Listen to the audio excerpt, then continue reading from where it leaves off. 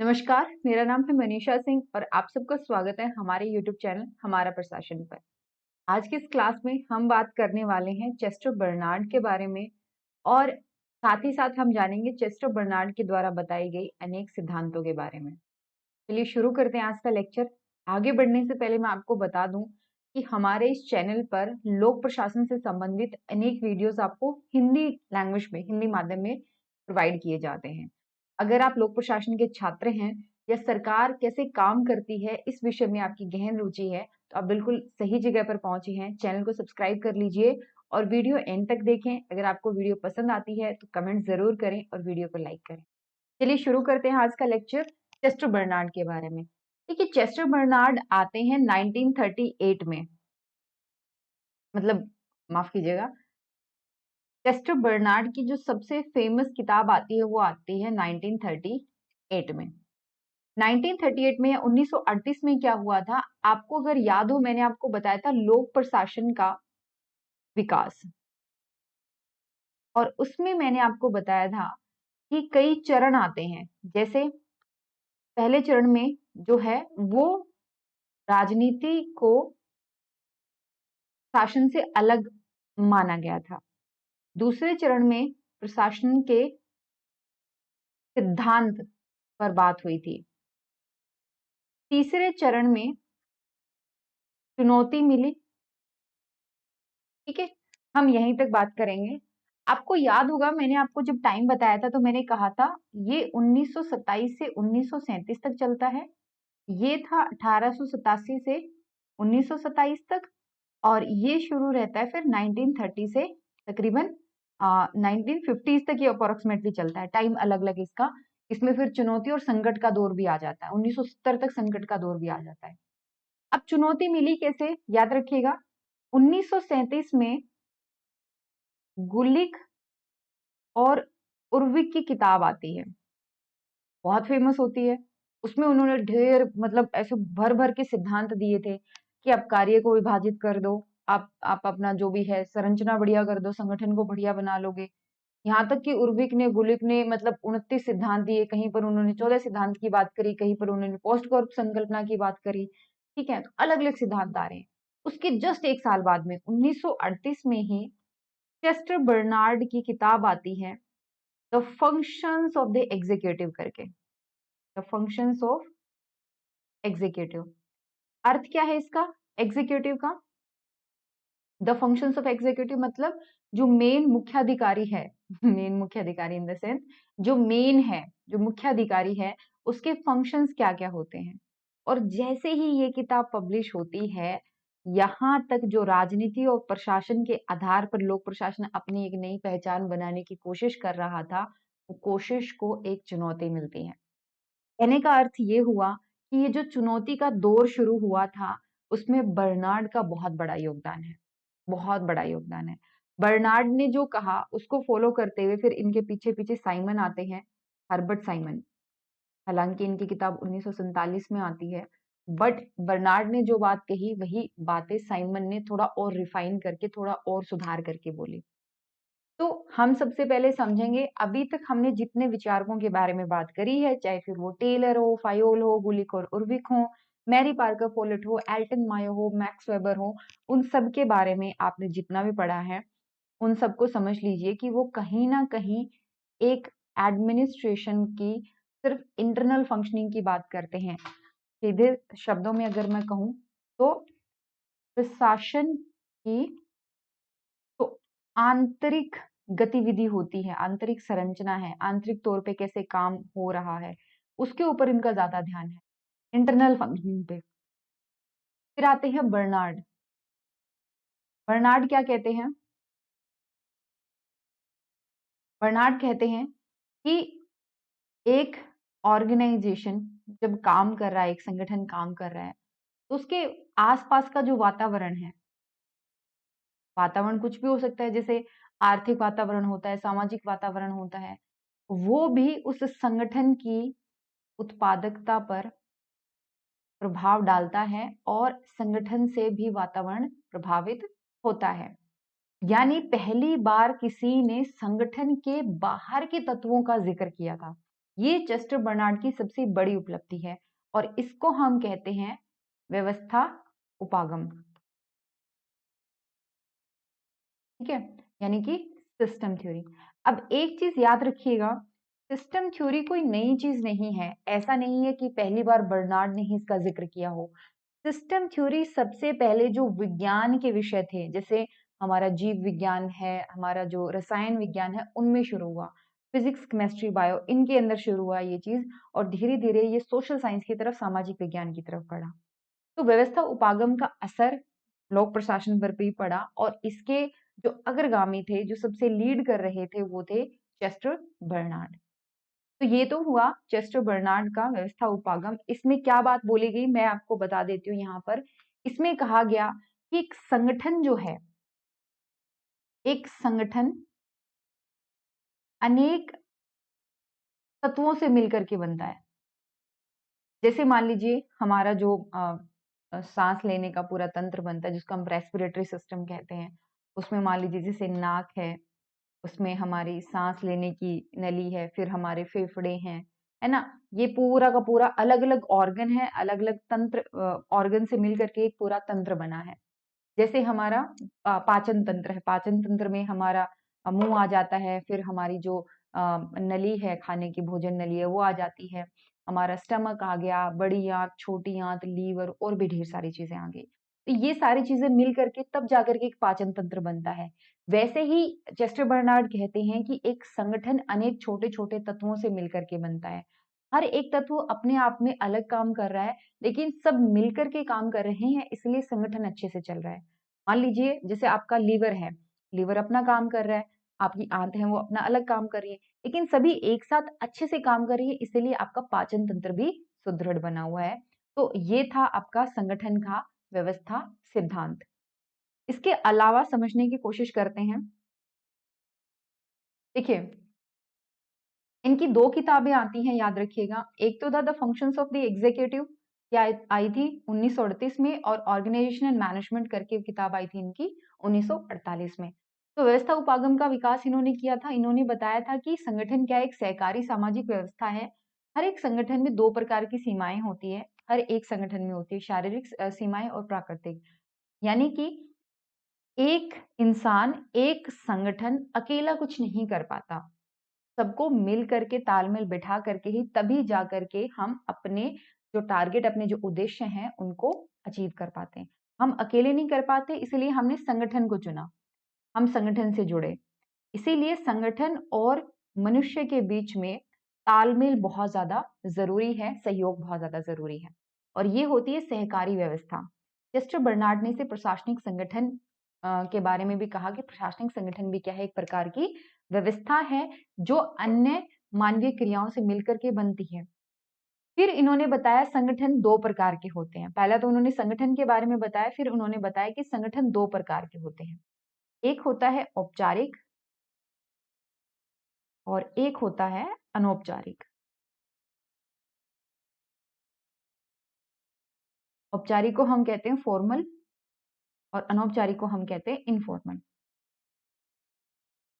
ठीक है, ये उन्होंने अलग अलग समझाने की कोशिश करी थी। औपचारिक संगठन क्या होता है? औपचारिक संगठन, जब हम मान लीजिए आपने कोई यूनिवर्सिटी ज्वाइन करी, आपने कोई ऑर्गेनाइजेशन ज्वाइन करा, तो आपने जानबूझ के उस संगठन को ज्वाइन करा क्योंकि आपके कुछ उद्देश्य थे, कुछ लक्ष्य थे जिनको आप प्राप्त करना चाहते थे।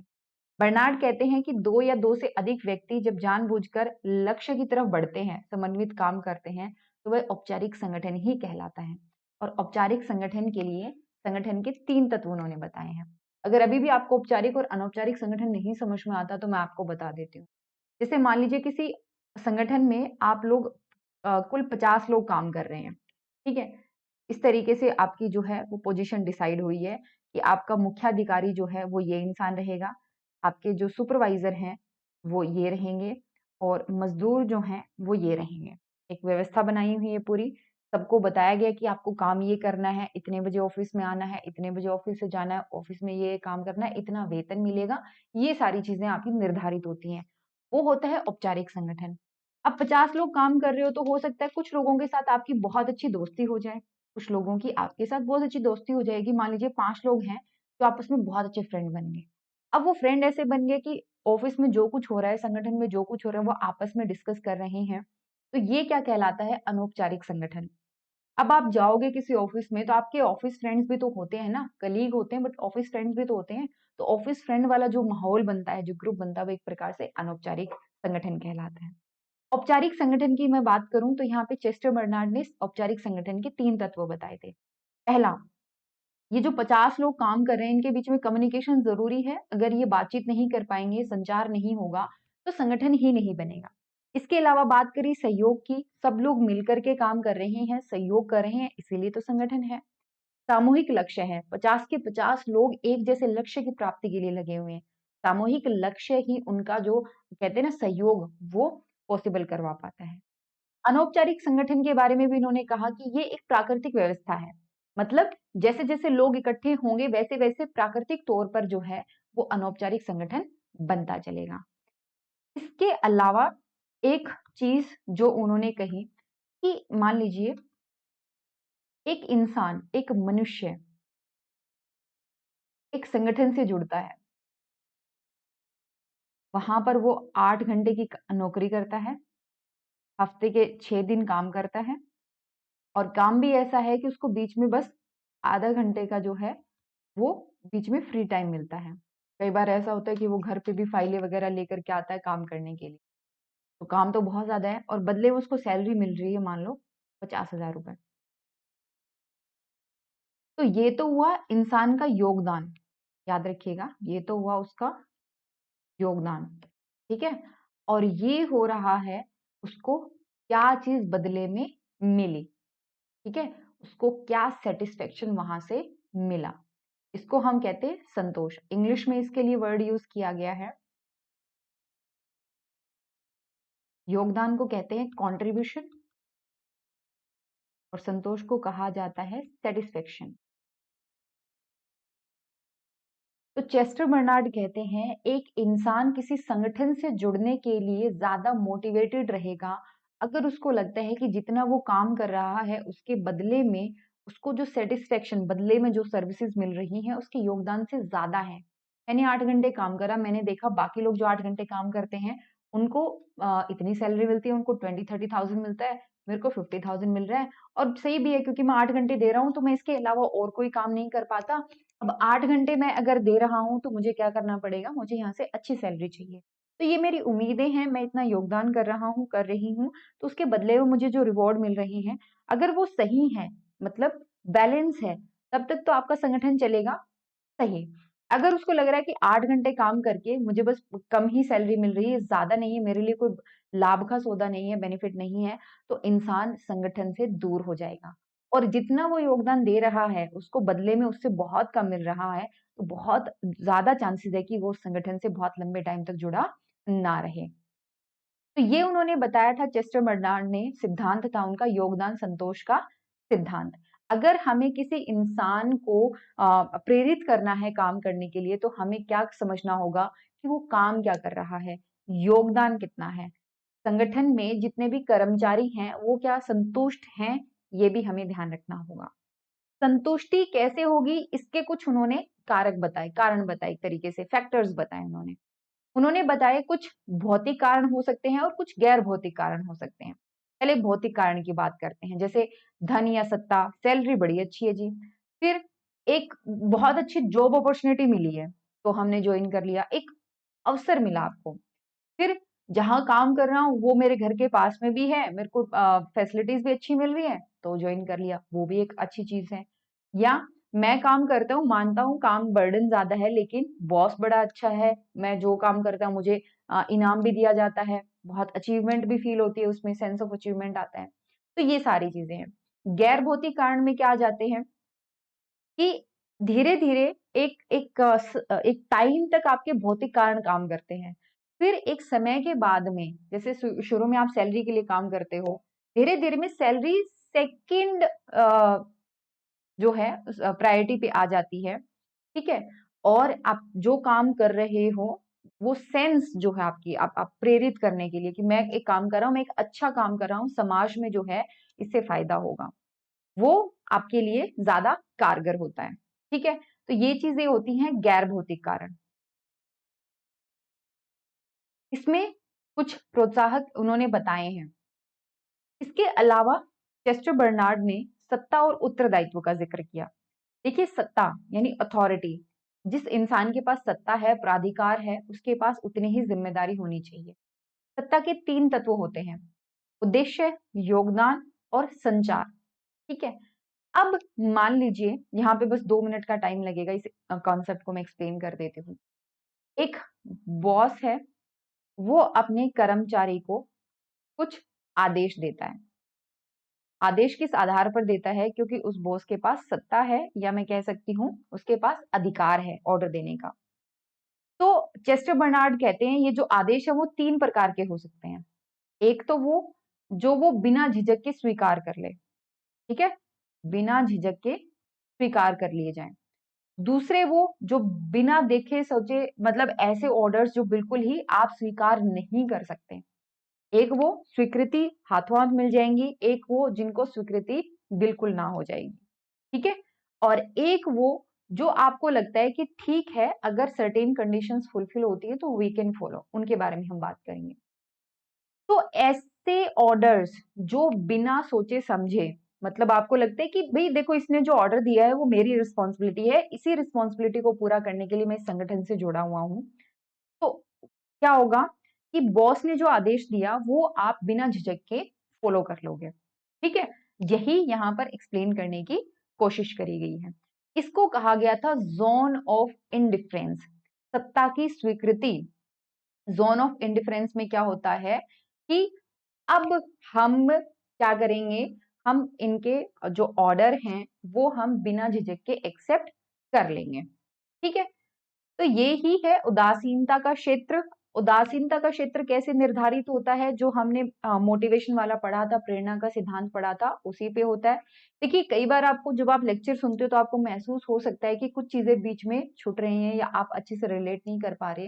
तो मैं आपको एक ही चीज बोल सकती हूँ कि यहाँ पर जिम्मेदारी आपके ऊपर है। मैं या कोई भी टीचर हो बेशक, आपको कुछ लिमिटेड चीजें ही बता सकते हैं।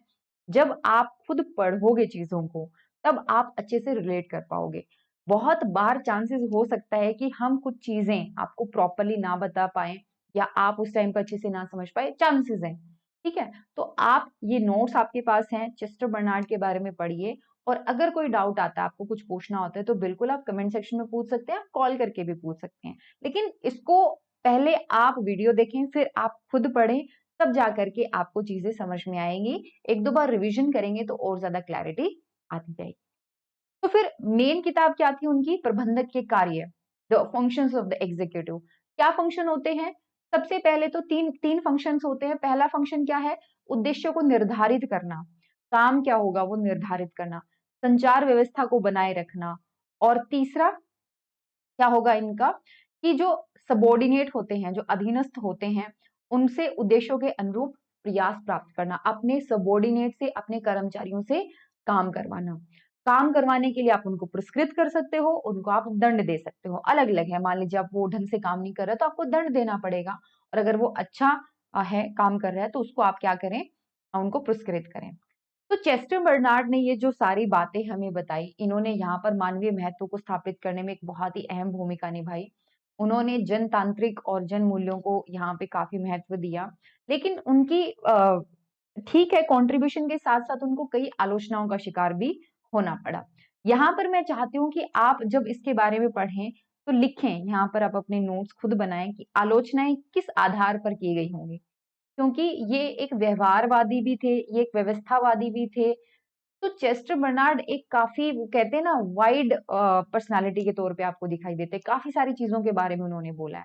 तो आई जस्ट वांट कि आप इनके बारे में खुद पढ़ें, फाइंड आउट करें आलोचना किस आधार पर करी गई है, और इन्होंने जो बात बोली आज भी हमारे लिए कामयाब है या नहीं है, मतलब इसकी प्रासंगिकता क्या है, रेलेवेंसी क्या है।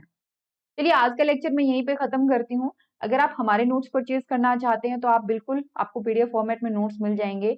इसके अलावा अगर पूरा कोर्स या सिर्फ टेस्ट सीरीज आप एनरोल करना चाहते हैं, यूपीएससी नेट और पीसीएस के लिए, लोक प्रशासन के लिए, सिर्फ हिंदी में, इंग्लिश में भी मिल जाएंगी, हिंदी की बात मैं कर रही हूँ यहाँ पर। और आपको लोक प्रशासन से संबंधित कोई भी सवाल पूछना है तो बिल्कुल आप पूछ सकते हैं, नीचे दिए गए नंबर पर संपर्क करके। आप हमसे जुड़ सकते हैं। आप हमें कॉल कर सकते हैं, व्हाट्सएप पे मैसेज कर सकते हैं। इसके अलावा टेलीग्राम पर भी आप हमसे जुड़ सकते हैं। इस ईमेल आईडी पर आप मेल करके अपनी क्वेरी जो है वो उसका आंसर आप ढूंढ सकते हैं। चैनल सब्सक्राइब जरूर करिएगा। इसके अलावा जो इंग्लिश मीडियम में कंटेंट ढूंढ रहे हैं, लोक प्रशासन का ही, पब्लिक एडमिनिस्ट्रेशन का ही, वो हमारा दूसरा चैनल एडमिनिस्ट्रेटिव वर्ल्ड, एक बार उसको जरूर देखिएगा, विजिट कीजिए चैनल पर। वहां पर आपको ढेर सारा कंटेंट मिल जाएगा पब्लिक एडमिनिस्ट्रेशन से रिलेटेड ही, तो चैनल को जरूर प्रेस करिए। और यहाँ पर देखिए हम लोक प्रशासन से संबंधित चीजें बताते हैं, तो आपको चैनल पर है ना ढेर सारी ऐसी चीजें नहीं मिलेंगी जो आपके काम की नहीं है। प्रशासन मतलब सिर्फ प्रशासन से संबंधित चीजें ही मिलेंगी, जो मुझे लगता है आपको डिस्ट्रैक्ट होने से, एक होता है ना एक टाइम के बाद में ढेर सारी चीजें अवेलेबल है चैनल पर, तो आप एक टाइम के बाद में डिस्ट्रैक्ट हो जाते हो, उससे आपको बचेंगी। आपको लोक प्रशासन पढ़ना है, हिंदी में पढ़ना है तो हमारा प्रशासन सब्सक्राइब करिए, इंग्लिश में पढ़ना है तो एडमिनिस्ट्रेटिव वर्ल्ड सब्सक्राइब कीजिए। चलिए, इंतजार रहेगा आपका। आपको अगर क्वेरी है, आपके कमेंट का इंतजार रहेगा। तो कल मिलते हैं नए लेक्चर के साथ। Till then take care and bye bye.